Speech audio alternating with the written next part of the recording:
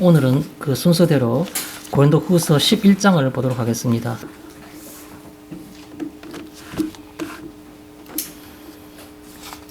고린도후서 11장 1절부터 6절까지 6개의 절을 한 절씩 교독하도록 하겠습니다. 제가 1절을 봉독해 올리겠습니다. 원하건대 너희는 나의 좀 어리석은 것을 용납하라. 청하건대 나를 용납하라. 내가 하나님의 열심으로 너희를 위하여 열심을 내노니 내가 너희를 정결한 천연로 남편이 그리스도께 드리려고 준비하노라. 그러나 나는 뱀이 그 간계로 하와를 미혹한 것 같이 너희 마음이 그리스도를 향하는 진실함과 깨끗함에서 떠나 부패할까 두려워하노라. 만일 누가 가서 우리가 전파하지 아니한 다른 예수를 전파하거나 혹은 너희가 받지 아니한 다른 영을 받게 하거나 혹은 너희가 받지 아니한 다른 복음을 받게 할 때에는 너희가 잘 용납하는구나. 나는 지극히 크다는 사도들보다 부족한 것이 조금도 없는 줄로 생각하노라. 내가 비록 말에는 부족하나 지식에는 그렇지 아니하니 이것을 우리가 모든 사람 가운데서 모든 일로 너희에게 나타내었노라. 아멘.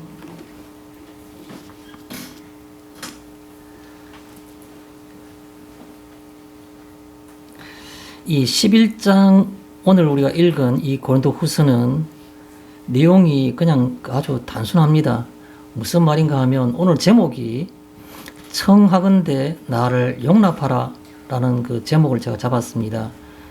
거기에서 더 줄인다면은 나를 용납하라 라는 이 두 어떤 그런 어휘, 두 단어로서 이 고린도후서 11장을 전체 이렇게 대표할 수 있는 그런 그 표현으로 볼 수 있습니다. 고린도후서 11장이 내용이 무엇이냐? 바울이 말하는 겁니다. 나를 용납하라. 이게 바로 고린도후서 11장의 주제이다. 이렇게 말씀을 드리고 싶습니다. 아마 그러면 성도님들도 생각하실 때 바울을 용납하라는 말이 무슨 말일까? 바울을 받아들이라는 말인데 바울의 뭐를 받아들이라는 말인가? 아마 짐작하신 그대로입니다. 바울의 사도됨을, 사도직을 받아들이라는 겁니다. 왜냐하면 지난 10장에서와 같이 고린도 교회에는 바울을 사도로 인정하는 사람도 많았지만 그러나 적지 않은 사람들이 바울을 사도로 인정하지 않으려고 하는 겁니다.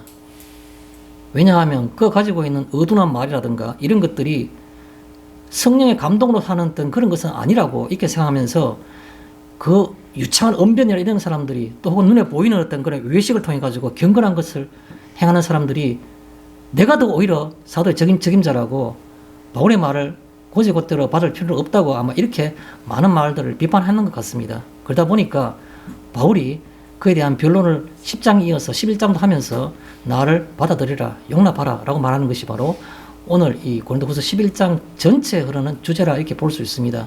그러다 보니까 그것에서 가장 어떤 이론적이라 할까요? 논리적인 어떤 그 표현이 바로 이 1절부터 6절까지라 볼 수 있습니다. 고린도후서 11장을 크게 나누면 세 부분으로, 세 단락으로 이렇게 나눌 수가 있습니다. 오늘 우리가 본문으로 봤던 1절부터 6절까지가 첫째 본문이요. 이것은 왜 내가 사도이어야 되는가? 왜 내가 사도로서의 그 인정을 받아야 되는가?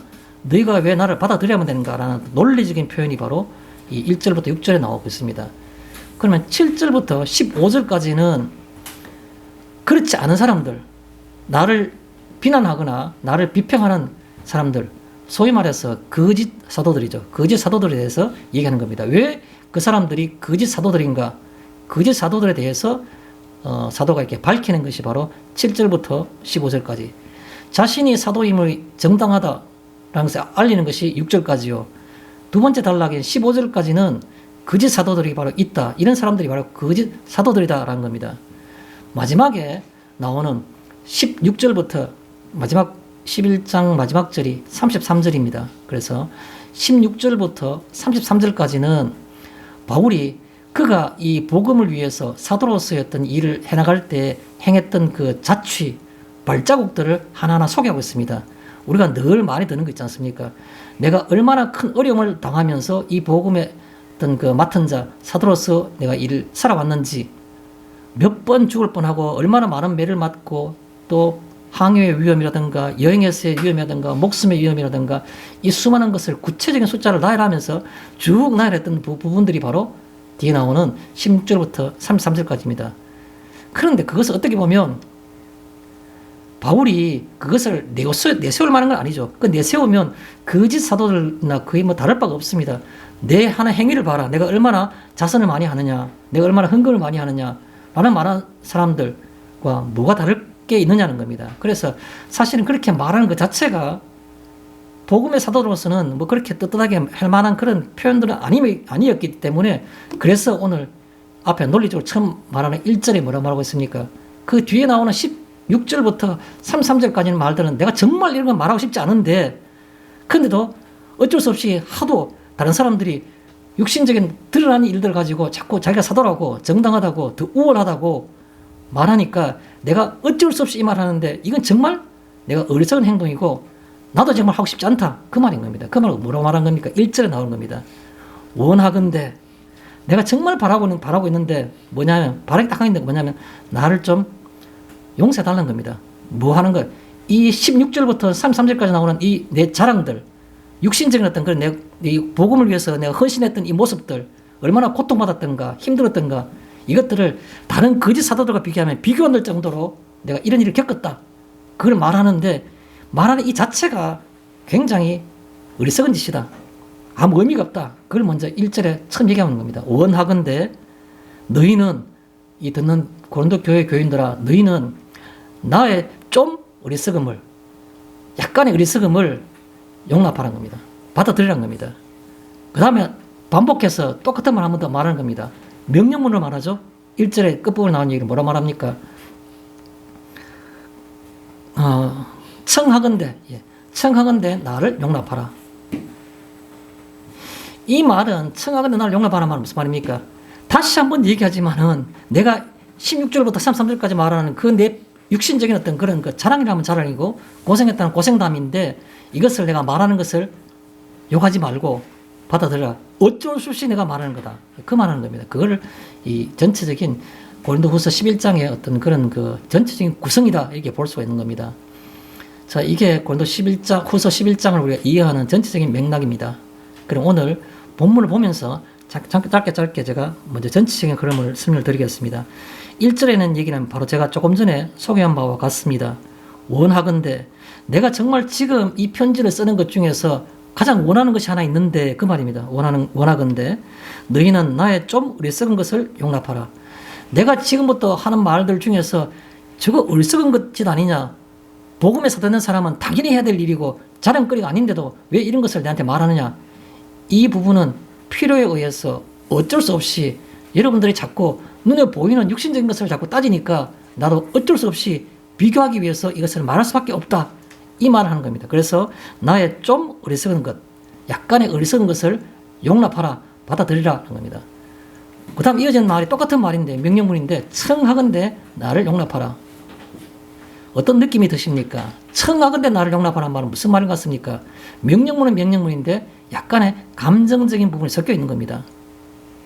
한번 말하면 끝났잖아요. 그냥 내 약간의 어리석음을, 좀 어리석음을 그냥 용납하라 하라고 그냥 사도처럼 점잖게 모든 일을 하나님께서 하신다는 그때 믿음 가운데 말 한마디 툭 던져 넘어가면 되는데, 이 고린도 교회에게 마치 일반 세상 사람들처럼 싸우는 것처럼 다시 한번 감정적으로 또 표현하는 겁니다.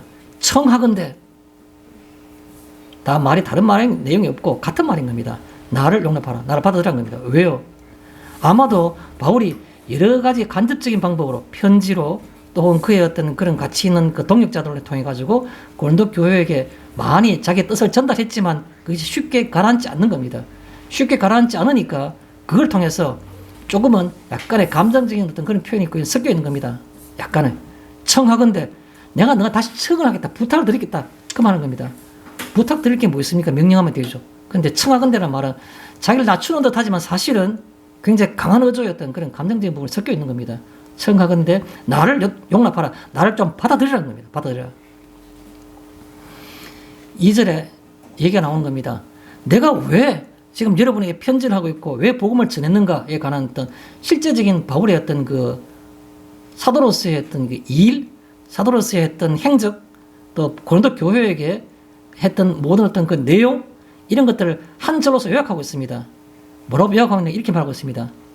내가 하나님의 열심으로, 바울이 고린도 교회에게 향한 모든 것들은 어떻게 보면 내가 훈련된, 내가 교육되어 있는, 그렇지 않으면 내가 어떤 그런 그 아주 고급으로 고양된 어떤 그런 데 의식이 그렇게 한 게 아니고, 내가 어느 날 예수 그리스도를 구주로 믿고 난 다음에 보니까 하나님의 모습이, 하나님의 어떤 그런 그 행적이 내게 보이더란 겁니다.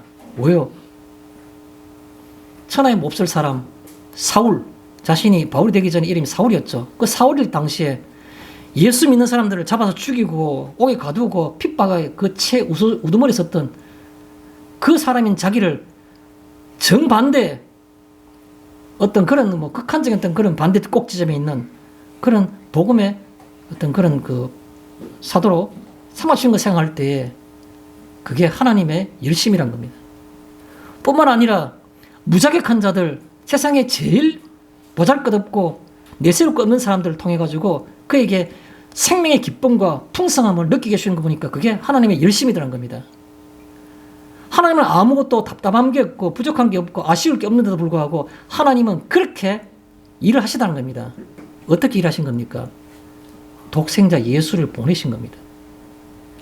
그것을 하나님의 열심이라 보는 겁니다. 인간적인 어휘는 달리 비슷한 용어가 없기 때문에 그냥 그렇게 표현한 것 뿐입니다. 나중에 이 하나님의 열심이라는 이 표현들도 본문에 들어가서 조금 더 상세히 설명을 드리겠습니다. 어쨌든 간에 바울이 고린도 교회 교인들에게 말하기를 내가 지금 일을 고린도 교회 교인들에게 복음을 전하는 것은 그 동기가 바로 뭐냐면 하나님의 열심을 내가 느꼈기 때문에 너희들이 그렇게 했다는 겁니다. 내가 잘나서 했는 게 아니고 하나님의 열심을 느끼는 사람마다 하나님의 역사하심, 그 부족하심이 없음에도 불구하고 왜 이렇게 하시는가? 왜 이 제일 찌질이 같은 저를, 왜 우리를 복음을 받아들이게 하고 이 시간에 이렇게 하시는가? 그걸 가만히 보니까 그 하나님의 열정, 그 열심이 보이더란 겁니다. 그래서 내가 하나님의 열심으로 또 목적이 있어요. 너희를 위하여 복음을 전하는 것은 내 마음의 만족을 위해서 땅끝까지 이르러 증인되라는 예수님의 말씀을 내가 다 행동으로 행하게 되면 내가 성취감이 있으니까 그게 아니고 너희를 위하여. 내가 복음을 전하고 그렇게 전하는 것은 고린도 교회 너희의 관심을 가지는 것은 내가 하나님의 열심을 보면서 봄으로 내가 그것을 하기 시작했고 또 그 목적은 바로 너희를 위한 거다. 내 만족과 내가 하나님 앞에서 상급을 위해서 한 게 아니란 겁니다. 너희를 위한 것이라는 거예요. 그런데 그 내용이 바로 뭡니까? 너희를 위하여 열심을 내노니, 열심을 내는데 그 내용이 딱 나온 거예요. 뭐라고 말하고 있습니까? 내가 너희를 정결한 처녀로, 정결한 처녀라는 것은 무슨 말인가 하면 뭐 처녀란 말 자체가 요즘에는 굉장히 조금 거북한 그런 표현이라고 하고 뭐 잘 표현하지 않는 표현이라고 말하긴 하는데, 그러나 옛날 이 시대의 시대적 상황을 보면 어떤 순수하게 정조를 지키고 있는 한 여인이 결혼을 앞두고 있는 그런 모습을 처녀라 보는 거죠. 다른 어떤 남자와 어떤 그 정을 통하지 않은 순수한 어떤 그런 것, 곁눈질하지 않은 그런 상태의 어떤 여인, 그걸 그냥 처녀라 표현한 겁니다. 정결한 처녀로 한 남편인, 그 남편도 뭐 다른 어떤 곁눈질하지 않는 순수한 정말 선남 선녀의 어떤 그런 모습을 보이는 겁니다.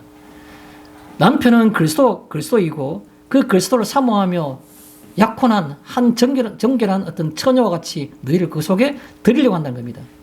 드린다는 건 언제 제물로 드리는 겁니까? 제물로 드리는 게 아니고 그 한 남편인 그리스도에게 드리려고 하는 것.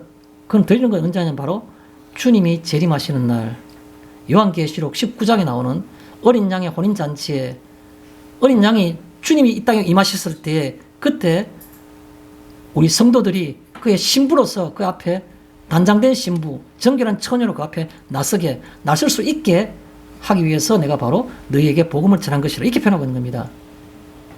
그래서 내가 중매함이로다. 바울이 자기가 그 복음을 전한 내용은 바로 한마디로 중매를 했다는 겁니다.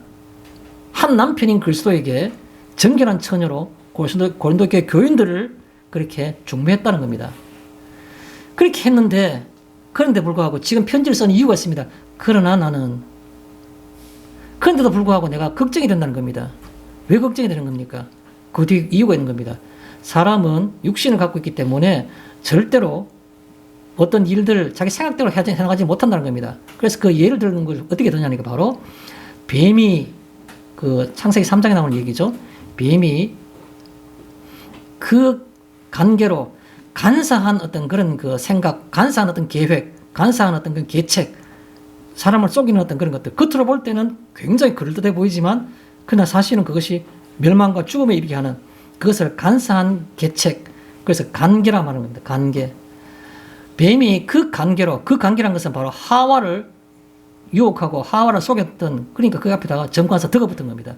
뱀이 그 관계로 하와를 미혹한 것 같이, 하와를 속이고 나중에 파멸에 죽음에 이르게 한 것 같이, 그 말입니다. 너희 마음을, 겉으로는 교회에 와 있습니다. 겉으로는 구제도 하고 선한 일도 선행도 하는 겁니다. 그런데 하나님도 그렇고 뱀도 그렇고 중요한 것은 중심이고 마음인 겁니다. 그래서 바울이 말하기를 너희 마음이 그리스도를 향하는, 너희 마음이 원래는 어떤 마음이냐, 복음을 받았으면 그 복음의 어떤 사실들을 생명을 느끼게 되면 그 속에서 모든 만족을 느껴야 되는데 그렇지 않고 어느 틈에 사탄이 뱀이 와서 여러 가지 어떤 상황들로 이론들로 말로서 생각나게 하고 그렇게 그런 생각이 들게 하게 되면 나도 모르게 우리의 마음이, 고린도 교회 교인들의 마음이, 너희 마음이, 그런 뜻이에요. 너희 마음이 그리스도에게 원래는 향했는데 어떤 향하는 겁니까? 진실함과 깨끗함이 있었다는 겁니다. 진실함이라는 것은 여기가 진리구나, 다른 진리가 없구나라고 생각하는 겁니다. 깨끗함이라는 건 무슨 말입니까? 다른 것을 보지 않는 겁니다. 이것도 보고 저것도 보고. 여성들 가운데 이런 심리가 있답니다. 이게 좋은 예가 될지 잘 모르겠습니다만 여성들은 자기의 외모에 대해서 굉장히 많은 그 어떤 그런 신경을 쓰게 되고 또 그런데 그 중에 하나가 어떤 거냐면 사람마다 다른데 꼭 그런 사람이 있지는 않고 다른 사람이 많지만 혹자는 그런 사람도 있답니다. 자꾸 옆을 둘러보는 겁니다. 내 미모 정도면, 내 외모 정도면 내한테 관심을 가져야 될걸? 관심 가지지 않으면 괜히 그거 오히려 자기 마음이 더 약해져가지고 더 관심을 가지는 겁니다. 내가 좀 더 가까이 가면 날 자세히 보면 내게 관심 가질걸? 자기 앞에 와서 어떤 사람이 말할 때도 좀 당황해가지고 남자들 뭐 우물락주물락거리고 뭐 더듬거리고 하면 마음이 흐뭇하게 없다, 짝이 없답니다. 그렇게 흠사답니다. 그게 역시 내가 먹히다 가는구나. 그래서 좀 심하면 남편을 둔 여인이 다른 어떤 남자들 볼 때 좀 다른 사람들이 괜찮다라고 말하는 그런 남자들 보면 괜히 유혹하려는 유혹이 아니고 유혹 당하기를 바라는 겁니다. 자기 앞에 와서 우물쭈물거리고 더듬거리고 뭔가 나중에 와서 진짜로 잔잔하자 하는 소리 하고 싶어, 듣고 싶은 게 여인의 욕심이랍니다. 바로 이거 나옵니다. 진실함과 깨끗함이란 말은 무슨 말입니까? 깨끗함이 뭡니까? 그런 더러움이 없다는 겁니다. 구질구질함이 없다는 겁니다. 그리스도를 향해서 가지고 있는 너희 마음이 진실하기도 하고 진리를 알기도 하고 또 구질구질한 그런 것들을 생각을 가지지 않았다는 겁니다. 그런데 그런 마음에서 떠나가지고 부패할까? 두려워하노라. 육신을 가지고 있으면 이론과 이상은 그런데 사실은 그렇지 못하고 부패한다는 겁니다. 사람이 육신을 갖고 있기 때문에 육신적으로는 그렇게 하기 쉽다는 겁니다. 그래서 부패할까 두려워하노라 라고 말한 겁니다. 그 다음 나온 얘기가 이제 복음에 대해서 한 예를 들고 있습니다. 내가 왜 이런 그 가상적인 시나리오를 너희들에게 얘기하느냐 하면 내가 들은 바가 있다는 겁니다. 바울이 어떤 말을 들었겠습니까? 뭐 디도를 통해서 들었기도 했고 편지를 통해서 내용들도 소문이 들은 얘기들이 많이 있는 겁니다. 그래서 그 예를 들고 있는 거죠. 무슨 말인가 하면 만일 누가 가서란 말은 어떤 사람이 고린도에 가서 고린도 교회 교인들에게 어떤 말을 한다고 합시다. 그래서 그 말한 내용이 나오는 겁니다. 만일 누가 가서 우리가 전하지 않은 다른 예수를 너희에게 전파하거나 우리라는 것은 바울과 그의 동역자들을 말하는데 바울과 동역자들이 예수가 그리스도임을 자세히 그들에게 복음을 전했음에도 불구하고 만약 어떤 사람이 너희들이 가가지고 우리가 전파하지 않은 다른 예수를 너희에게 전파하거나 그렇지 않으면은 너희가 받지 않은 다른 영을 받게 하거나 너희가 믿을 때 성령을 받았느냐라고 바울이 물었지 않습니까? 그런데 그 성령이 아닌 다른 영도 있다고 또 이것도 영이라고 이렇게 얘기를 하는 겁니다. 성령 은사들을 가리켜서 또 얘가 또 있습니다. 너희가 혹은 너희가 받지 아니한 다른 복음을 받게 할 때 이게 복음이라고 바울이 말한 것은 그거는 이상적인 것이지 실제로는 실현 불가능한 거라고 진짜 우리가 적용 가능한 복음은 이거라고 여러분 얼마나 많습니까? 이단이 어디 한두 종류입니까? 목회자들이 신학을 공부하지만 그러나 신학교에서도 새로 생겨난 이단들을 따라가기 힘이 드는 겁니다. 과거에 뭐 통일교가 어떻다 뭐 어떻게 몰몬교가 어떻다 이런 것들은 책에도 나와 다 하지만 우리나라에서는 어디 새로 생긴 이단들이 한두 개입니까? 여러분 예를 들어 보겠습니다. 하나님의 성회 뭐 안상홍 들어보셨습니까? 뭐 우리가 잘 알고 있는 뭐 신천지 그건 두말할 것도 없죠. 구원파 뭐 심지어 영생파 가도 끝도 없는 겁니다. 쉽게 말해서 그런 너희가 받지 아니한 다른 복음을 너희가 대할 때에는 잘 영접하는구나. 바울이 그렇게 표현하고 있는 겁니다. 잘 영접하고 있다고. 잘 받아들인다는 겁니다. 왜요? 솔깃한 겁니다. 내가 교회를 20년 동안 다녔는데 내가 교회를 10년을 다녔는데 내가 할 만큼 교회에서 노력도 하고 봉사도 하고 내가 직분도 하면서 내가 헌신 봉사했는데 지나고 보니까 아무 느끼는 게 없어.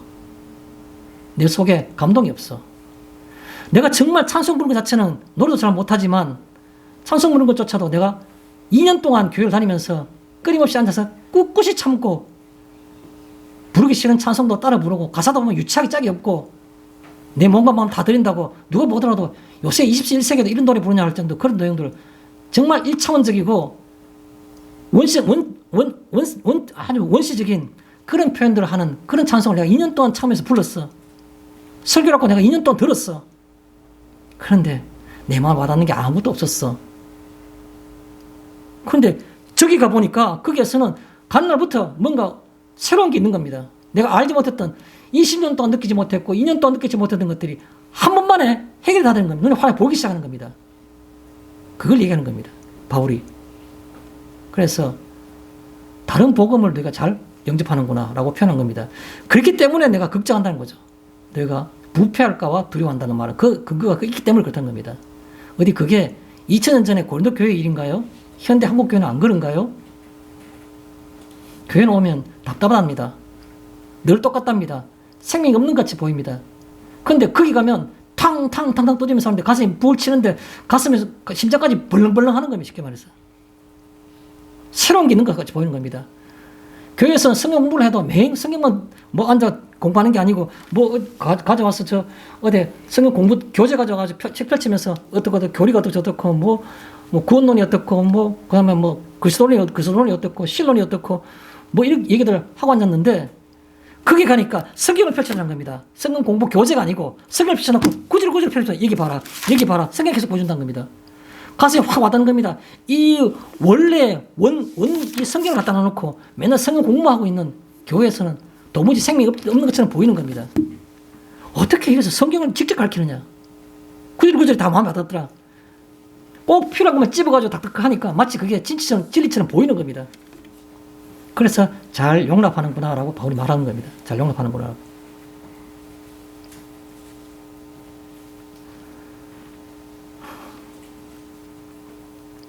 그 다음에 나온 얘기가 뭡니까? 다음에 나머지 두 개는 바울이 자신을 변론하기 위해서 뒤에 나오는 16절부터 33절까지 나온 내용들을 변론하고 또 혹은 더 짧게는 7절부터 15절까지 내용들을 변론하기 위해서 앞에 먼저 대단원의 막을 쳐놓는 거 결론을 내놓고 있는 겁니다. 나는 어떤 사람인가 얘기하고 있는 겁니다. 나는 그 크다고 일컬어지는 사람들, 굉장히 크다는 그런 어떤 사도들보다 부족함이 조금도 없는 줄로 생각하노라. 여기에도 여러분 우리가 한 번쯤 짚고 넘어갈 부분이 있습니다. 여기에 말하고 있는 그 사실 나는이란 그 지극히 크다는 사도들보다라는 그 말할 때 지극히 크다는 사도가 누구를 가리키는 것인가? 그거는 여러 가지로 생각할 수 있습니다. 지극히 크다는 사도들보다 할 때 지극히 크다는 사도가 누군가? 그거는 바울이 생각하는 것은 아닐 거고 바울이 아닌 소위 말해서 고린도 교회 교인들이나 그 주위에 있는 사람들이 저 사람은 정말 큰 사도야 라고 말하는 사람들, 우리가 얼핏 보기에는 예루살렘 교회에서 그 핍박 가운데에서도 당연히 벌써 죽었어야 될, 그러나 그 핍박 가운데 있는 한가운데 예루살렘 교회를 지키고 있는 예수님의 육신의 동생 야고보, 그걸 가리켜서 지극히 크다는 사도인가? 그렇지 않으면 지금 여기 표현하지 않았지만 사도라 그러면 사도는 결국은 예수님의 제자들이 핵심적인 사도들이니까 예수님의 제자 중에서 가장 우두머리 제자였던 베드로를 가리키는 건가? 지극히 크다는 사도가 누구인가? 아니면 예수님 품에 안겨가지고 누워가지고 예수님 보고 뭐 온갖 얘기 다 했던 그 어머니가 찾아와서 나중에 오른쪽 왼쪽에 앉게 해달라고 했던 그 요한을 가리켜서 지극히 크다는 사도인가? 또 어떤 사람들은, 성경학자들은 이렇게 말하는 사람도 있습니다. 아마도 고린도 교회에서 굉장히 경건한 어떤 그런 생활을 하면서 많은 사람들에게 육신적으로 존경을 받았던, 그러나 그 복음의 핵심에서는 벗어나 있었고 바울을 비난했던 그런 사람들이 바로 이게 말하는 지극히 크다는 사도들이지 않겠나라고 생각하는 겁니다. 그럼 어느 쪽이 맞는가? 제가 볼 때에는 후자가 더 일관성이 있는 것 같습니다. 왜냐하면 여러분 오늘 이 11장 13절을 잠깐 보고 오겠습니다. 우리가 오늘 본문에 안 봤지만 뒷부분에 13절을 보면 이런 말이 나오겠습니다. 13절에 그런 사람들은 거짓 사도요 속이는 일꾼이니 자기를 그리스도의 사도로 가장하는 자들이라. 그들이라는 말은 바로 앞에 받는 이 말인 겁니다. 지극히 크다는 사도를 13절에서 바꾸는 겁니다. 계속해서. 그런 우리가 문맥을 볼 때 여기서 말하고 있는 지극히 크다는 사도라는 것은 바로 거짓 사도들, 고린도 교회에 있는 거짓 사도들 뿐만 아니라 다른 소아시아 교회에 있는 거짓 사도들을 통틀어서 하는 말이 바로 지극히 크다는 사도, 이렇게 표현할 수가 있는 것 같습니다. 마지막 6절에 뭐라고 표현하고 있습니까? 6절에 내가 비록 말에는 부족하나, 늘 들어왔던 말입니다. 바울이 언변이 약했다는 거죠. 말을 좀 뭔가 유창하게 하지 못했다는 겁니다. 내가 비록 말에는 부족하나 지식에는 그렇지 아니하니. 내가 지식이라는 것은 내가 글로 쓸 때는 지식이 그대로 반영돼 나오는 겁니다. 말은 지식은 있지만 말할 때 표현을 잘 못해서 그 지식이 온전히 표현되지 못했지만, 그러나 천천히 시간을 두고 쓰는 글에는 그것이 충분히 다 반영이 되겠죠. 그러다 보니까 말보다는 편집글이 훨씬 더 힘이 있는 겁니다. 그래서 그걸 얘기하는, 내가 비록 말에는 부족하나 지식에는 그렇지 아니하니. 어떻게 증명할 수 있느냐는 거예요. 이것을, 이 사실, 말에는 부족하지만 지식에서는 굉장히 내가 그렇지 않다는 것을, 이 사실을 어떻게 하냐면 우리가 모든 사람에게서, 우리가 만났던 바울의 전도 여행을 할 때 만났던 모든 사람들에게서, 그리고 모든 일로 여러 가지. 그래서 11장 오늘 본문 말씀은 우리가 그 정도로 해서 대충 내용들을 이해할 수 있으리라 생각이 됩니다. 이제 우리가 본론을 들어가기 전에 제가 질문 하나 드리겠습니다. 우리 자신에게 그냥 조용히 반문했으면 좋겠습니다. 나의 복음은 어디 있는가? 이런 질문을 드리고 싶습니다. 나의 복음은 어디에 있는가?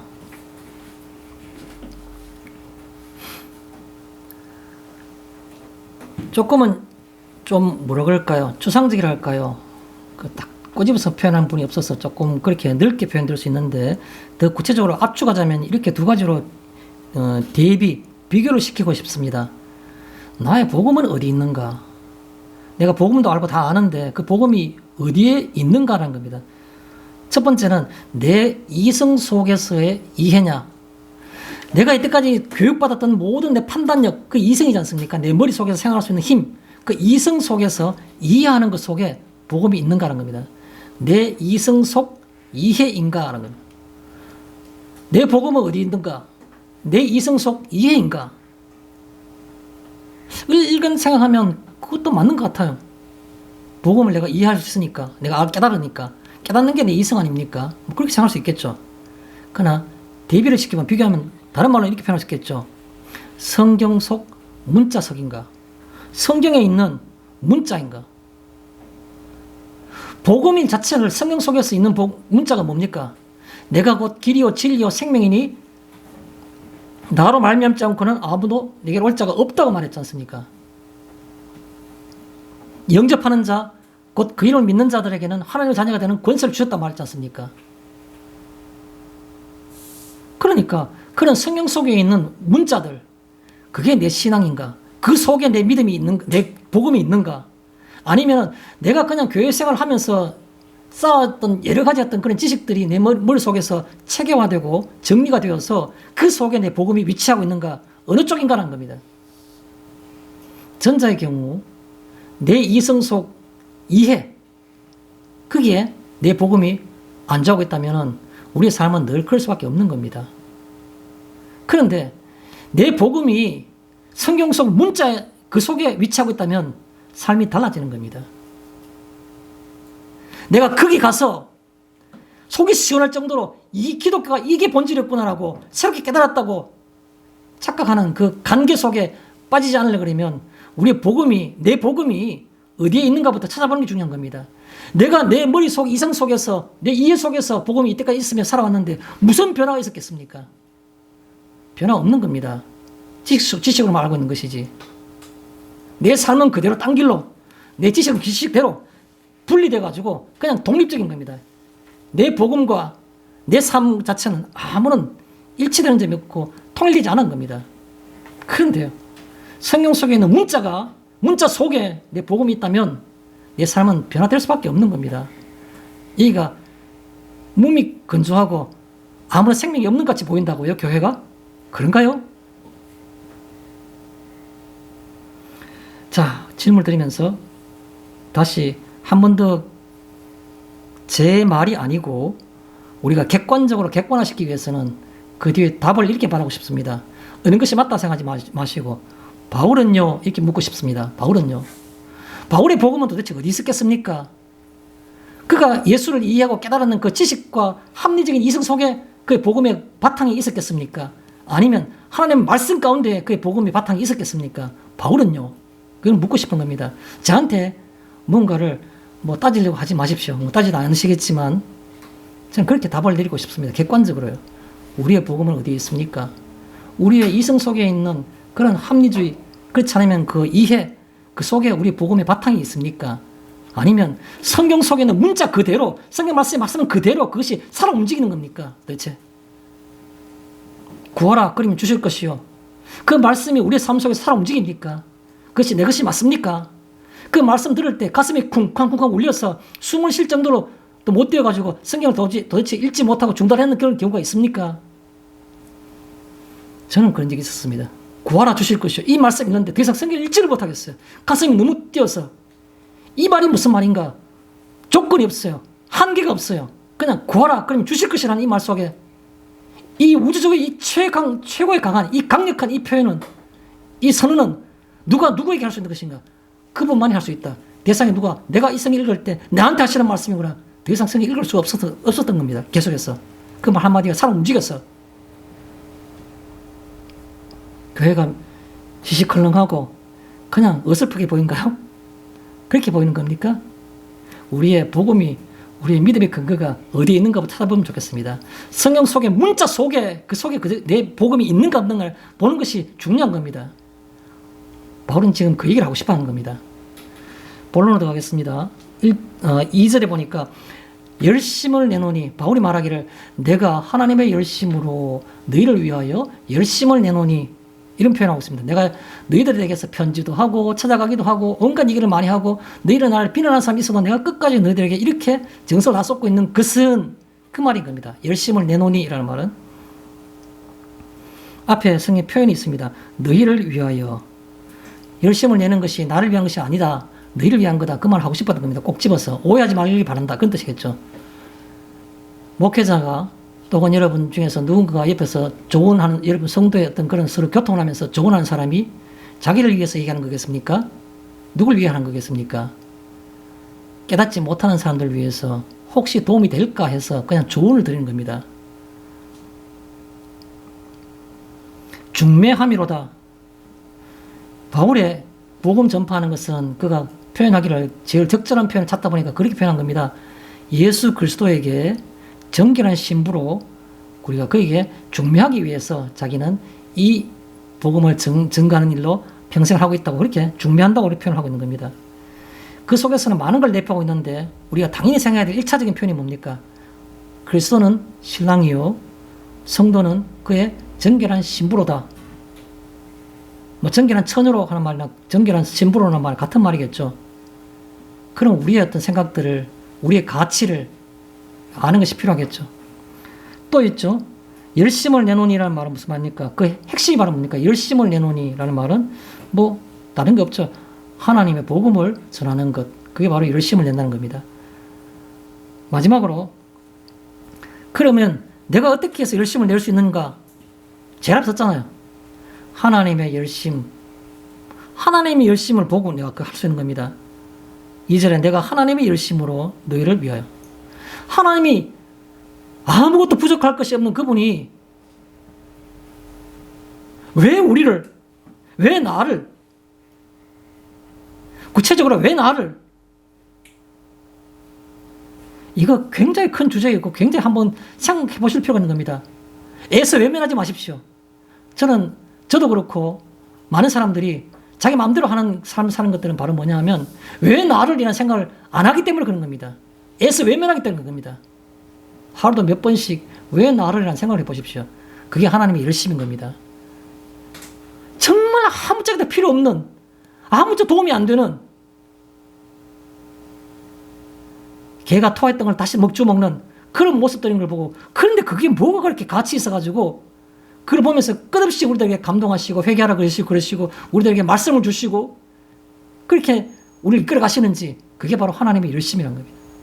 그 열심을 보니까 내가 열심을 낼 수밖에 없다는 겁니다. 또 2절에 보면 하나님의 열심으로는 말 있죠. 하나님의 열심으로, 이 그냥 그 성경 원어적인 그 표현이 하나님이나 데오라는 말, 우리가 헬라어의 데오라는 말 하나님이라는 거죠. 그죠? 데오, 하나님의 열심으로는 말, 열심이라는 것은, 이때 열심이라는 말은 그 원어가 헬라어로 젤로라는 표현입니다. 그래서 조금은 좀 짚히는 데가 있죠. 영어 좀 잘하시는 분은 잘 아실 겁니다. 영어 단어에서 우리가 jealousy, 그러면 우리가 시기, 질투를 얘기하는 겁니다. jealous 하면은 질투하는, 시기하는 그런 뜻이죠. 시기와 질투의 원어가 바로 이 헬라어 젤로입니다. 데오 젤로라는 말이 바로 하나님의 열심으로 하는 겁니다. 그럼 무슨 말입니까? 이 시기와 질투는 인간적인 표현으로 볼 때 부정적인 의미를 갖고 있는 뉘앙스의 단어입니다. 그런데 이걸 좀 더 좀 순화시키면 하나님의 지극한 관심, 이렇게 볼 수 있습니다. 지극한 관심. 내가 정말 시기한다는 말은 사랑하기 때문에 다른 거다 접근하는 걸 싫어하는 거지 않습니까? 시기와 질투라는 게. 그래서 이 하나님의 열심이라는 말을 핵심적인 그 말로 아주 긍정적인 뉘앙스의 단어로 가장 접근하는 표현을 하면 하나님의 지극한 관심이라고 표현할 수 있습니다. 하나님의 열심. 좀 더 그냥 단어의 외형적인 표현을 하면 하나님의 시기. 하나님 시기하시기까지 우리를 사랑하시는 것, 우리 관심 가지시는 것, 그걸 가르쳐서 하나님의 열심이라고 표현한 겁니다. 이 헬라의 단어가 굉장히 많은, 가슴을 뭉클하게 하는 그런 의미를 갖고 있습니다. 하나님의 열심이라는 단어가. 하나님의 지극한 관심으로, 그런 말입니다. 하나님의 지극한 관심으로. 바울이 옆에 쳐다보니까 자기도 그렇지만 자기를 그 추하고 포악한 예수 믿는 자를 다 잡아들이고 있는, 잡기 위해서 가고 있는 그를 불러가지고 빛 가운데 그를 부르시는 겁니다. 네가 나를 왜 핍박하느냐라고.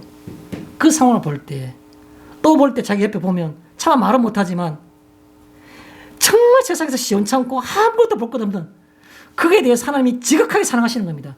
그걸 가르쳐서 그걸 하나님의 열심이라고 하는 겁니다. 여기 우리가 왜, 정답이 하나밖에 없는 겁니다. 내 같은 것이 왜, 우리가 왜 라고 말한다 그러면 딱 한 가지밖에 없어요. 하나님의 열심 때문에 우리가 여기 있는 겁니다. 무슨 자격으로, 무슨 근거로 우리 여기 있을 수 있고 하나님 이름을 부를 수 있습니까? 그 하나님의 열심 때문에 우리가 여기 있는 겁니다. 하나님의 열심. 지극한 관심. 다른 사람을 시기할 정도의 뜻과 관심. 그 말입니다.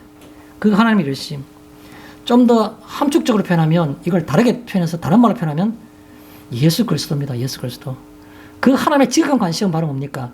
우리를 그냥 보지 못한 겁니다. 두고 보지 못하는 겁니다. 살리기 위해서 독생자를 보내신 겁니다. 독생자는 그의 하나밖에 없는 아들이고 귀한 존재입니다. 죄가 없으신 분입니다. 그런데도 불구하고 이 세상에 제일 보잘것없고 제일 시원찮고 성격적으로나 모든 면에서나 해도 해도 너무한 그 우리를 살리기 위해서 보내신 하나님의 그 열심의 핵심이자 그 결정체가 바로 예수 그리스도가 된 겁니다. 구주로서 오신 예수. 그게 바로 하나님의 열심인 겁니다. 2절에 남편인 그리스도께 우리가 주님을 대하는 것을 남편 대하듯 합니까? 그럼 속으로 생각하실 겁니까? 내겐 남편도 시원찮아. 별거 없어. 남편 괜찮은데 뭐 이런 생각하시면 안 되고 가장 이론적이고 가장 이상적인 것만 생각하십시다. 정말 순수하고 순결한 처녀요 신부는 그 선남선녀의 한 남편인 어떻게 보십니까? 당연히 머릿속에 그려지는 모습이 있지 않습니까? 쓸데없는 그 표현인지 모르겠지만 잠깐 제가 이번 주 중에 신문 기사를 봤는데 어떤 상담사가 심리 상담사라 말합니다. 심리 상담사인데 이 사람은 결혼한 지 11년 차고 자기가 그 컨설팅을 받기 위해서 공개적으로 질문하고 물론 이름은 안 밝혔죠. 그러니까 그 또 전문 상담사가 상담을 해주는 겁니다. 그래서 그게 매스컴에 어떤 기사로 나와 있습니다. 아마 여러분들 보시면 뭐 그렇게 어렵지 않게 검색할 수 있을 겁니다. 제가 받는 게 아마 뭐 네이버 같은 포털 사이트에서 본 겁니다. 기사에 나와서 다 공개된 거예요. 결혼 11년 차인데 결혼 후에 1년 동안은 그냥 뭐 보통 부부와 똑같이 살았는데 그 이후부터 지금 10년째 이르기까지 아이도 10살짜리 아들이 있는데 어떤 그 부부 간에 잠자리를 같이 하지 않았다는 겁니다. 이혼을 해야 되는지 말아야 되는지 모르겠답니다. 근데 그 나온 내용들을 보고 뒤에는 댓글 다는 사람들이 하나같이 그 상담하는 사람들에게 욕을 한 것밖에 없었습니다. 내용이 뭐냐 하면 자기 남편은 전혀 바람을 피우지 않는데요. 아들도 그렇게 잘 건사를 한대요. 얄미운 거는 아들 데리고 가서 주로 외식을 하지 집에서 밥을 거의 안 먹으려 한다는데요. 이유는 모르겠지만 자기는 모든 게 다 뭐 귀찮고 살아야 되나 죽어야 되나 이혼을 해야 되나 말아야 되나 집도 단가 하나밖에 약간 빚을 대출을 약간 끼고 있는 집 하나밖에 없는데 나눠봤자 돈 얼마 되지도 않는데 이 갖고 내가 평생 살아갈 수 있는 근거가 될 수 있는가 나누면 뭐 이런 생각을 한답니다. 그래서 댓글이 뭐라는 적어놓은지 아십니까? 남편이 대단하다. 그런 상황에서도 어떻게 아들 잘 간수하고 그렇게 해가지고 견눈지도 안 하고 그렇게 사느냐. 그리고 직업이 심리 상담사라 그래요. 본인이 그런 좀 더 심하기 위해서 지금은 할 게 없어가지고 대학원 석사 과정을 전공을 하고 있답니다. 그러면서 그냥 파트타임으로 상담사로 그 자기 어떤 그것도 좀 하고 있답니다. 수입 좀 갖고 있답니다. 상담사 하지 마라. 당신 같은 사람은 상담사 자격이 없다. 뭐를 상담하느냐. 뭐 이런 식의 부정적인 어떤 그 댓글들이 줄을 이루고 있었습니다. 왜 제가 이런 얘기를 할까요? 정결한 처녀로 남편인 그리스도께 남편이 어떤 존재입니까? 정상적인 경우를 생각합시다. 그러면은 남편에게는 남편으로서의 어떤 그런 해야 될 신부로서의 어떤 그런 역할과 어떤 생각들이 내가 지금 현재 재미가 있다 없다 무덤덤하다가 아니고 반드시 두 사람의 이루어질 때에는 서로 간에 의무란 것도 존재하는 겁니다. 그런 것에 대해서 생각하게 하는 그런 그 내용이 있지 않나 혹시 그렇게 저는 생각해 봤습니다. 어쨌든 간에 정결한 처녀로 그리스도에게 남편인 그리스도에게 그런 뜻입니다. 또 남편인 그리스도에게 너희를 다른 사람 얘기하지 마라. 제가 지금 어떤 사람이 신문에 어떤 매스컴에 봤던 내용을 하고 있지만 어쩌면 저나 혹은 어쩌면 여러분들 개인에게 다시 그걸 적용할 필요가 있지 않나 하는 생각을 해봅니다. 너희를 한 남편인 그리스도에게 그리스도가 과연 내가 하나밖에 없는 귀한 남편이라고 생각하고 있는가? 그렇다면 내 모습이 어떤 내가 불평을 하고 있으며 내가 어떤 엉뚱한 생각을 하고 있는지 어떻게 나를 제대로 보지 못하고 있는지 너희를 이라 말하고 있는 너희를 내가 너희를 정결한 처녀로 한 남편인 그리스도에게 드리려고 이렇게 표현했으니까 너희를 했으니까 우리 자신을 돌아보는 게 필요하겠죠. 정숙한 아내로 하나님과 이스라엘 백성 예수 그리스도와 그리고 성도 이 관계에 대해서는 성경에서 여러 군데에서 부부의 관계를 표현하고 있는 겁니다. 많은 게 있지만 특히 선지서 이스라엘 중에서 특히 유다 남쪽 유다 나라와 북쪽 이스라엘이 우상 숭배에서 부패하게 되니까 영적 부패를 하게 되니까 끊임없이 멸망을 예고하면서 회개하고 돌아오기를 간주했던 사람들 전부 다 선지자들이죠. 그 선지자 중에서 가장 큰 선지자가 누굽니까? 이사야 선지자, 예레미야 선지자, 에스겔, 다니엘 이런 선지자를 우리가 대선지라 말하죠. 이사야서 54장, 예레미야서 3장, 에스겔서 16장. 이 대선지서 여러 군데에서 핵심적으로 하나님과 이스라엘 백성들의 관계를 부부 관계로 표현한 겁니다. 그런가 하면 신약에도 요한계시록 제일 마지막 장이 우리가 22장이죠. 그 마지막 장 요한계시록 22장의 19절에도 죄송합니다.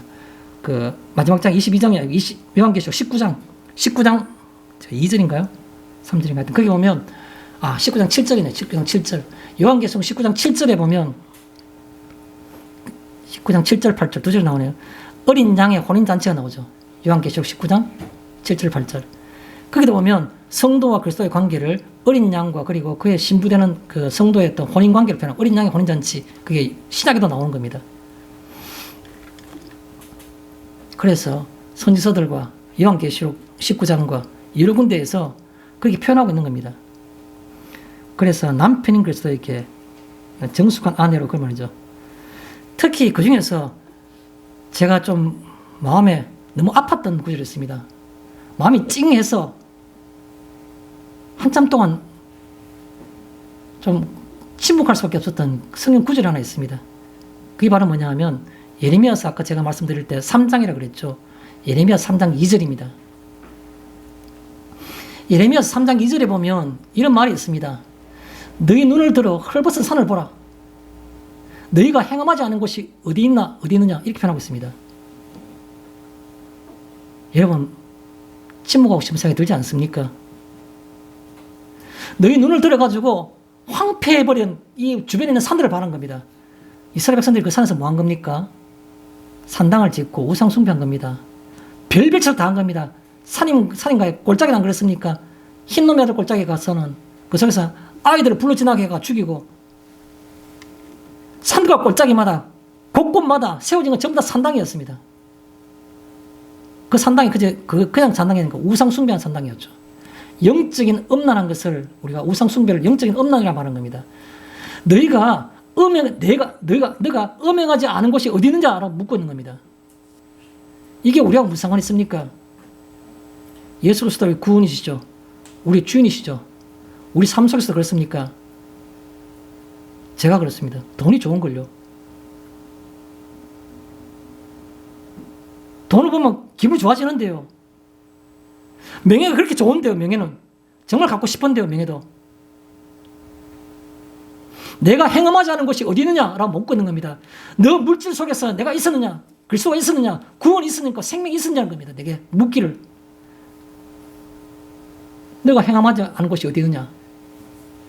이미 내 주위는 전부 다 헐벗은 산이 되어서 헐벗겠지만 겉으로 볼 때는 우창하고 내가 뭔가 잘 되고 있는 것 같지만 내 모든 게 만사행동하는 것 같지만 그러나 내 영적으로는 헐벗어 있는데도 불구하고 내가 헐벗은 줄을 모르는 겁니다.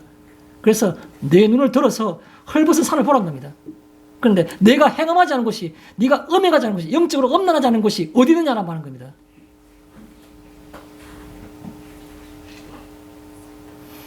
그게 예레미야서 3장 2절에 있는 말씀입니다. 돌아가겠습니다.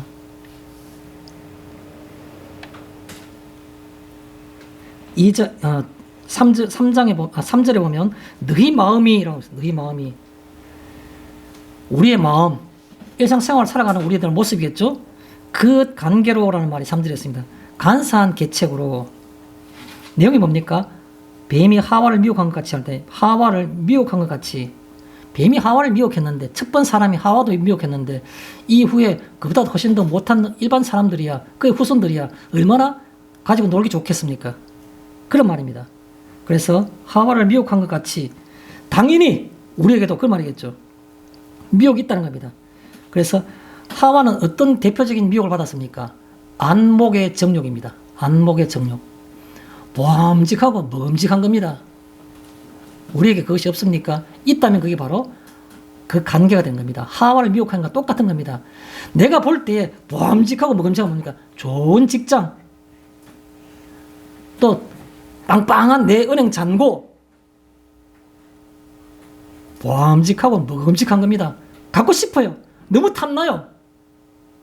안 그렇습니까? 다른 사람들인데 재주 많다고 너는 얘는 뭘 해도 잘해. 그건 칭찬과 명예. 나도 그렇게 되고 싶어요. 그게 뭡니까? 하와를 미혹한 것 같이라는 말은 안목의 정욕인 겁니다. 내가 느끼기에 갖고 싶은 게 너무 많아요. 그게 바로 뭡니까? 관계입니다. 복음을 흐리게 하고 변질되게 하고 부패하게 만드는 것이 바로 그게입니다. 미혹하는 것들. 안목의 정욕. 그런데요, 사람 그것에 대해서 어떻게 대처합니까? 애써 외면하는 겁니다. 그 안목의 정욕을 외면하는 것이 아니고 복음을 외면하는 겁니다. 내가 머릿속에는 복음이 가득 차 있습니다. 예수 그리스도 우리 구주, 복음은 생명이고 영원한 것이라고. 그런데요, 말은, 생각은 그런데 어느 순간 내 앞에 보이는 선악을 알게 하는 나무가 있으면 그것이 보암직하고 먹음직하고 결국은 그것을 따먹는 겁니다. 뭡니까? 애써 외면하는 겁니다. 하나님 있는 거 외면하는 겁니다. 아담과 하와가 선악과를 따먹고 난 다음에 하와가 먼저 먹고 남편을 줬습니다. 남편도 이거 먹으면 하나님같이 된다는 그 명예, 내가 강력한 올마이티한 그 같은 어떤 힘을 가지는 그런 우주의 어떤 그런 그 최고의 어떤 힘을 가진 사람 된다. 하나님 같이 된다는 그 말 한마디에 그 명예 때문에 그 권세 때문에 먹은 겁니다. 그런데 어떻게 된 겁니까? 애써 외면하는 겁니다. 어떻게 외면한 겁니까? 먹고 나니까 그다음 뭐라 그럽니까? 이제 생각이 들기 시작한 겁니다. 죄를 깨닫기 시작한 겁니다. 그래서 동산 숲을 속에 숨은 겁니다. 숲을 속에 하나님을 피해가는 겁니다. 자꾸만 어두운 데로 가는 겁니다. 시선을 어시가지 않고 자꾸 피하는 겁니다. 우리가 어떤 일을 만났을 때 뇌물을 어떤 사람이 와서 이거 받으라고, 별거 아니라고, 다 딴 사람 다 받는다고 그렇게 말할 때 그 뇌물을 보니까 보암직하고 먹음직한 겁니다. 복음과 진리를 보고 생을 보니까 모른 척하고 싶은 겁니다. 애써 외면하는 것, 애써 외면하는 것, 그게 바로 너희 마음이, 너희 마음이. 그래서 부패하는 겁니다. 자, 그 다음에 그렇지 않기 위해서는 그리스도를 향하는 진실함과 깨끗함에서라 말했죠. 그리스도를 향하는 마음, 우리가 본질적으로 갖춰야 될 가치가 뭡니까? 진실함과 깨끗함입니다. 예수의 복음과 이 하나님께서 우리 주신 이 복음이 내게는 진리라고, 유일한 진리라고, 이것 이외에는 더 큰 가치가 없다고, 그게 바로 진실함인 겁니다. 알았으면 어떻게 되는 겁니까? 그걸 붙들어야죠. 깨끗함인 겁니다. 붙드는 게 깨끗함이에요. 알긴 아는데 이것도 가지고 싶은 겁니다. 그것도 아는데 돈도 가지고 싶은 겁니다. 뇌물도 받고 싶은 겁니다. 그거는 깨끗한 게 아닌 겁니다. 깨끗하다는 말은 양다리 걸치는 걸 깨끗하지 않다고 말하는 겁니다. 깨끗함이라는 것은 한쪽으로만 가는 겁니다. 깨끗한 것, 순수하다는 뜻이죠. 그래서 그리스도를 향하는 게 말은 진리를 알고 그 진리만을 붙드는 것, 그러니까 해서 진실함과 깨끗함이라고 말하는 겁니다. 그 다음에 붙들고 있는데 사람인데요, 불완전하잖아요. 뭘 돌아보는 거야? 힐끗 뒤를 돌아보는 겁니다. 내 세상에 두고 왔던 내 어떤 추억들, 붙잡고 싶었던 것들. 도박을 하는 사람은 도박을 하고 싶어요. 가끔 한 번씩은 도박하고 싶은 겁니다. 또 뭔가 성적으로 어떤 그런 했던 사람들은 뭔가 주변의 사람도 한번 유혹하고 싶은 겁니다. 한번 탈선해보고 싶은 겁니다. 주변의 사람이 너무 예뻐요. 너무 멋있어요. 힐끗이가 돌아보는 겁니다. 옛날이 그리워요. 이것만 갖고 가기에는 너무 내가 좀 인생이 내가 우울증 걸릴 것만 같아요. 이것만 붙들기에는. 뒤돌아보지 않는 것을 우리가 그리스도를 향하여라고 하는 겁니다. 뒤돌아보지 않는 것. 오늘 제가 주보에 제 글을 썼는데 갑돌이와 갑순이 그 글을 제가 썼습니다. 제일 마지막 절에 제가 뭐라고 썼습니까? 제일 마지막 책에는 그대로 제가 썼습니다. 갑순이에게 갑돌이는 이제 아무 의미도 아니어야 한다. 시집 가가지고 밤에 첫날 밤에 울면 안 돼요. 갑돌이도 마음 아파서 속상하면 안 된다는 겁니다. 뒤를 돌아봐서는 안 된다는 거죠. 새로운 가치관이, 새로운 것 속에서는 하나님의 어떤 무한하신 어떤 그런 그 풍성함이 그 속에 있는데 자기가 이때까지 잡았던 그 컨셉들을 놓치기 싫어가지고 힐끗이가 돌아보면서 이것만은 하나님 이해해 주세요. 그건 아니란 겁니다. 그래서 돌아보지 않는 그 말입니다. 좀 부패할까? 부패한다는 말은 하나님을 떠나는 겁니다. 부패할까? 무슨 말입니까? 하나님을 향하는 그 진실함과 깨끗함에서 떠났기 때문에 부패하는 겁니다. 그래서 하나님을 떠나는 것, 그게 부패함의 가장 기본적인 겁니다. 분리된 거죠, 하나님과. 그 다음에 세 번째, 그 4절에 보면 잘 용납하는구나 라는 말씀이 있습니다. 잘 용납하는구나. 만일 누가 가서 주변에 와서 누가 조금만 얘기하면 내가 그렇지 않아도 마음이 흔들리고 자꾸 뒤를 보고 싶은데 누가 와서 조금만 이렇게 그 비밀을 주는 겁니다. 그러면 그렇지, 맞지? 그러면서 그걸 다 당연 수용하는 겁니다. 왜요? 내가 그렇게 하고 싶었던 본질적으로 내 속에 그런 마음이 있었는 겁니다. 그래서 만일 누가 가서라는 말은 쉽게 그런 말. 조그만 계기가 있으면, 조그만 어떤 틈만 있으면 쉽게 그냥 기다렸다는 듯이 받아들이는 겁니다. 그게 바로 잘 용납하는구나라는 말은 만일 누가 가서 이 말에서 우리가 힌트를 찾을 수 있는 겁니다. 또 그게 누가 와서 말하는데 그게 내 생각에 맞는, 어디 가보니까 내 생각과 똑같은 말을 해주는 겁니다. 맞다. 내가 그렇지 않아도 이 생각하고 있었다. 내 생각에 맞는. 아니요. 무엇이 맞고 진리인가는 성경에 있는 것이지 내 생각에 있는 게 아닌 겁니다. 맞다. 내 생각하고 똑같네. 내 생각이 똑같으면 뭐 할 겁니다. 내 생각이 잘못됐기 때문에 그 사람 똑같은 생각을 하고 있는 겁니다. 내 생각에 맞다는 것이 진리가 아니란 겁니다. 성경은 진리 속에만 있는 겁니다. 진리는 성경 속에만 있는 겁니다. 내 생각에 맞다는 것을 하지 마십시오. 그게 바로 잘 용납하는구나 라는 것 속에 꼭 해드리고 싶은 표현인 겁니다. 그러고 난 다음에 또 하나가 있습니다. 제가 개인적으로 생각한 게 있습니다. 야, 누가 가서 이 말 속에서는 특별한 그 무엇이 30년 생활해도 한 번도 들어보지 못한 시원함이 여기 있는 겁니다. 여기 시원한 게. 이단에 가서. 여러분 제가 뭐 여러 가지 말씀을 못 드리는데 참고로 말씀드리면 옛날 이단들은 책에도 많이 나와 있어요. 그럼 요즘 이단들은 책에 나온 게 별로 없습니다. 그래서 최고 요즘 많이 하다가 조금 세력이 많이 약해졌지만 신천지라는 그런 이단이 있지 않습니까? 여러분 아마 평신도인 여러분들은 읽어봐도 오히려 그게 이것도 맞는 말이네 할 수 있을 정도로 아주 간결하게 되어 있습니다. 제가 시간을 오래 깔고 뭐 이렇게 설명드릴 수 없기 때문에 그냥 추천을 하겠습니다. 종말론 사무소라는 그 인터넷 유튜브가 있습니다. 유튜브 종말론 사무소. 그럼 윤재덕이라는 그 전도사님이 그 운영하는데 이분이 신학하다가 목사 안수를 안 받은 걸로 알고 있습니다. 이 사역에 온 걸 다 해가지고 까에 만들어가지고 전국을 다니면서 그 강의하는데 이분이 자기 선배이자 친구, 절친한 친구가 신학교 다니는 친구가 그 신천지에 들어가서 하니까 처음에는 굉장히 말이 안 통했는데 아주 알고 보니까 신천지에 왜 빠진지 얘기하겠답니다. 그래서 그가 뭐 온 전국에 했던 여러 가지 강연들과 그렇지 않으면 10분 만에 정리하는 뭐 신천지 이런 것도 있고 굉장히 제가 내용을 보니까 제가 거의 다 봤는데 굉장히 내용이 괜찮습니다. 그래서 그냥 제가 뭐 어줍지 않게 여러 가지 설명하는 것보다도 그런 걸 하나 추천드릴 테니까 참고로 하시면 좋지 않겠나라는 생각을 해봅니다. 그래서 그게 뭡니까? 특별한 그 무엇을 찾기 때문에 그런 겁니다. 특별한 그 무엇. 자꾸 특별한 걸 뭐 찾는 겁니다. 바울이 제가 예를 들겠습니다. 여러 차례 1차 전도행, 2차 전도행 할 때 많은 곳 지역을 가서 복음을 전했는데 엄청나게 많은 고난을 받았습니다. 유대인들이 와서 회당에 살 때마다 엄청난 고통을 주고 또 폭력을 행사하고 그랬지만 가는 곳마다 남은 것들은 성령의 역사에 의해서 수많은 그 복음을 받아들이는 그 성도들이 생겨난 겁니다. 몸은 고달프고 힘든 여정이었지만은 다 보람이 있었다는 거죠. 그 외형적으로 볼 때. 그런데요. 몸은 그렇게 고달프지 않았는데도 불구하고 전혀 열매가 거의 없었던 한두 사람 정도 이외에는 거의 성도 제일 전도가 안 됐던 곳이 있습니다. 그것이 어딘 줄 아십니까? 바울의 1, 2차 전도행 중에서 바로 아덴입니다. 아테네.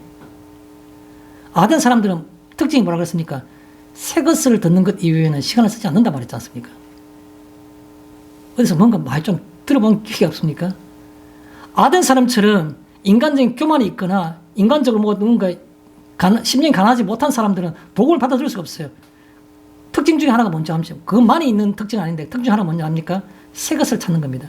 새 것 이외에는 그것이 가치 있다고 생각하지 않는 겁니다. 교회는 역사가 2000년인 겁니다. 초대교회 지금까지 2000년의 역사가 있는데 새 것이 아닌 겁니다.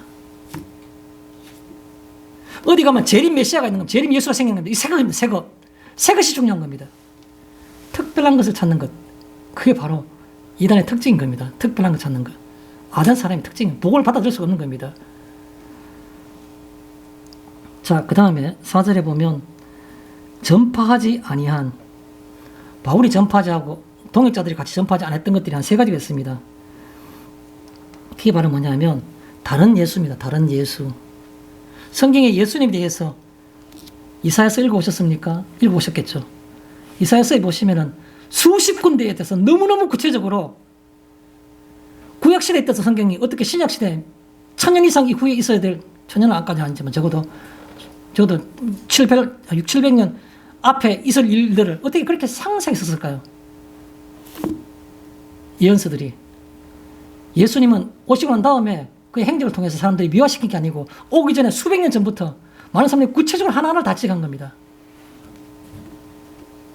구유에서 태어나고 나귀를 타고 어디 그것뿐인가요? 십자가에 죽을 것이고 어떻게 못을 당하고 어린 양처럼 아무 말을 하지 않았다고.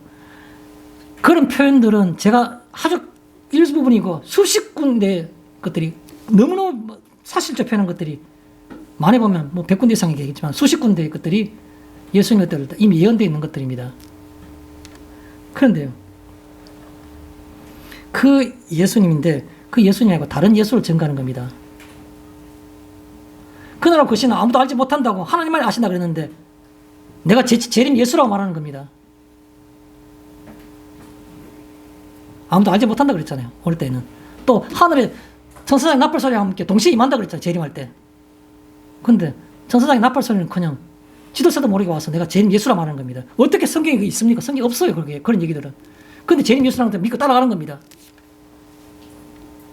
전파하지 아니한 다른 예수가 바로 그와 같은 겁니다. 또요, 다른 예수만 있습니까? 다른 영도 있는 겁니다. 요즘에는 그 있는 거 모르겠습니다. 과거에 그런 거 많았지 않습니까? 쉿! 불 받아라! 지금 넘어지는 겁니다. 쉽게 말해서. 다른 영이 받은 겁니다. 다른 영. 뜨겁다고! 아멘 할렐루야 그러면서 거기 가서 땅을 치면서 앉아가 막 목 터지라고 찬송 부르는 겁니다. 다른 영이. 잘도 영접하는구나. 잘도 용납하는구나. 바울은 그렇게 비난하고 있는 겁니다. 다른 영을 받는 것. 또 다른 복음. 성경 말씀도 맞는데 이건 이렇게 해석해야 되는 거냐라고 복음을 정하는 겁니다. 여러분, 이 말씀에 대해서는 제가 요한계시록에 있는 말씀 가지고 여러분에게 조금 권면하고 싶습니다. 요한계시록 마지막 장이 22장이죠. 22장 21절이 마지막 절인데 요한계시록 22장 18절과 19절에 보면 이런 말씀이 있습니다. 내가 이 두루마리의 예언의 말씀을 듣는 모든 사람에게 증언하노니 만일 누가 이것을 제하면 이 두루마리에 기록된 재앙들을 이 두루마리에 이것을 더하면 이 두루마리의 말씀을 더한다면 더하면 이 두루마리에 기록된 재앙들을 그에게 더할 것이요. 만일 누가 이 두루마리의 예언의 말씀을 제하여 버리면 하나님이 이 두루마리에 기록된 생명나무와 그리고 거룩한 성에 참여함을 제하여 버릴 것이다. 제하여 버리느니라고 말씀하는 겁니다. 간결하게 표현해서 무슨 말입니까? 이 성경 말씀이 맞는단 말이야. 그런데 이것을 이렇게 해석해야 되라고 그 어떤 성경 말씀이 있는 것 위에다 뭘 더하게 되면 이 두루마리에 기록된 그 재앙들을 그에게 더할 것이라고 했습니다. 재앙들. 뿐만 아니라 이 성경 말씀에 있는 것, 이것은 현대적으로 볼 때는 이게 맞지 않는 말이야. 이건 빼야 돼. 이 두루마리에 있는 예언의 말씀 중에서 그것들을 제하여 버린다면 생명나무에서 제한단 말은 구원받지 못한다는 겁니다. 그리고 거룩한 성에 참여하는 것도 제하여 버리신다고 말씀하셨습니다. 누가 무슨 권세로 이 성경 말씀을 자유로 해석할 수 있습니까? 말씀은 말씀대로 받아야 되는 겁니다. 있는 그대로 받아야 되는 겁니다. 결론을 내리겠습니다. 저는 여러분에게 이런 말씀을 드리고 싶습니다. 여러분, 성도님들, 복음이 어설퍼 보이십니까? 복음이 어설퍼 보이십니까? 우리가 오늘 성경 본문 말씀은 1절부터 6절까지 봤죠. 이미 성경을 펼쳐 놓으셨으니까 7절을 한 번만 우리 같이 한번 보겠습니다. 제가 7절을 읽어보겠습니다. 오늘 11장 7절을 보겠습니다. 우리 본문 바로 뒤에 있는 거. 내가 너희를 너희를 높이려고 나를 낮추어 하나님의 복음을 값없이 너희에게 전함으로 죄를 지었느냐? 제가 너무 적나라해서 말문이 막혀서 더 이상 말씀을 드릴 수가 없었습니다. 사실 이 성경 말씀을 읽을 때 내가 너희를 존중해주고 너희를 높이기 위해서 나를 겸손하게 낮췄다는 겁니다. 낮추면서 하는 말이 내가 하나님의 복음을 그렇기 때문에 값없이 너에게 전했는 겁니다. 값없이 전했는데 값없이 주니까 너가 이게 그렇게 우습게 보이냐? 값없이 준 이 자체가 귀한 것을 값없이 줬으니까 내가 죄를 지은 것이냐? 다르게 표현하면 복음이 내가 볼 때에는 어설퍼 보이고 시시하고 하찮게 그렇게 보이는가? 그거 바울이 반문하고 있는 겁니다. 너희는 이 복음을 어떻게 그렇게 이 복음을 값없이 쉽게 전하는 나를 보고 그걸 죄 짓는 것처럼 여기느냐? 복음이 그렇게 값어치 없어 보이느냐? 어설프냐? 그거 묻고 있는 겁니다. 성도가 이름이 명칭이 중요한 것이 아니라 복음은 도대체 내게 무슨 의미인가 생각하는 그런 게 바로 진정한 성도라 생각하는 겁니다. 또 결론적으로 복음이 어설퍼 보이는 이유 중에 하나가 뭐겠습니까? 세상 천지 교회라요. 저녁마다 보면 빨간 십자가가 온 도시를 다 뒤덮고 있어요. 십자가 공의 가치를 느끼는 겁니다. 값어치가 없네. 저렇게 흔하면 가치 있는 게 아니야. 일반 상식으로 생각하는 겁니다. 흔한 것은 가치 있는 게 아니야. 또 뭘 생각하는 겁니까? 전달자를 보는 겁니다. 전달자를 보니까 아이고 우리 목사님은 그것도 저 전사는 누가 보니까 흠모할 만한지가 안 겁니다. 왜? 행동을 보니까 뭐 그렇게 권위가 있고 딱 봐도 눈에서 뭔가 빛이 나올 것 같은 그런 게 없어 보이는 겁니다. 아이고 흠모하지 못하네. 여러분 예수님은요 구유에 태어나신 겁니다. 흠모할 만한 것이 아무것도 없은 것처럼 보이는 겁니다. 사람의 외형을 보지 마십시오. 그 전하는 성령의 진리와 성령의 감동을 내 마음속에 움직이는 그 힘을 보시길 바랍니다.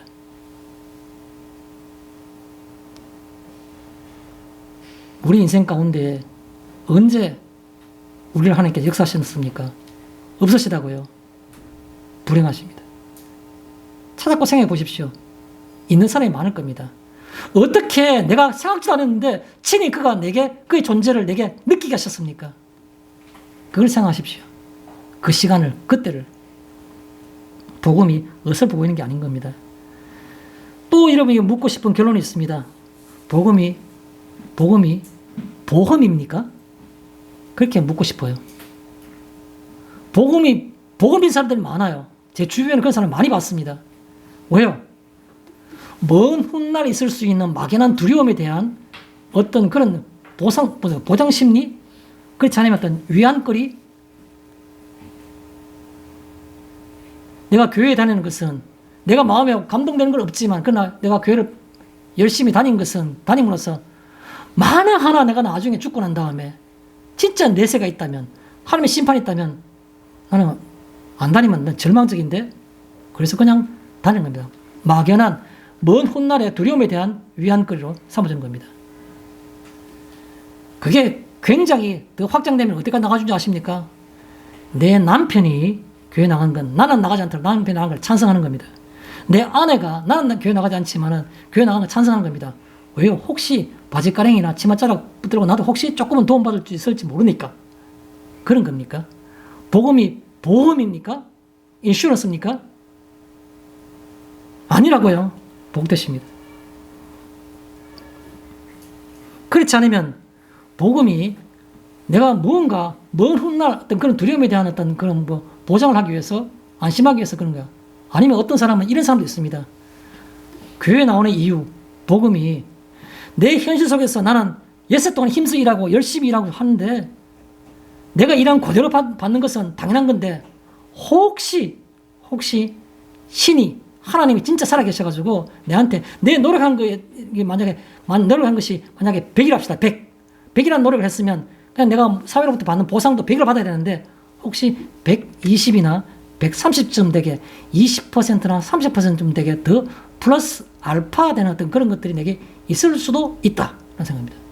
내 노력 이외에 플러스 알파 그걸 기대하면서 교회 다니며 복음을 받아들이는 겁니까? 어느 쪽입니까? 왜 목사님은 그런 부정적인 생각만 하십니까? 제가 생각하는 것들은 저를 반영해 보기 때문에 그런 생각을 많이 하는 겁니다. 다른 사람 심리를, 성도님 심리를 내가 어떻게 알겠습니까? 몰라요. 그래서 제가 짐작하는 것들은 제 생각 속에서 그런 부분이 없지 않아 있기 때문에 그런 거라 생각하시면 됩니다. 그래서 복음이 도대체 뭡니까? 하는 겁니다. 내세에 대한 어떤 막연한 어떤 그런 기대감입니까? 아니면 현실에서의 내 노력 이외에 플러스 알파까지 기대하는 겁니까? 어느 요소들이 강하게 있습니까? 결론을 내리겠습니다. 복음은 현재의 풍성함이며 그리고 미래의 영광과 생명인 겁니다. 현재의 풍성함이고 미래의 영광과 생명이 바로 복음인 겁니다.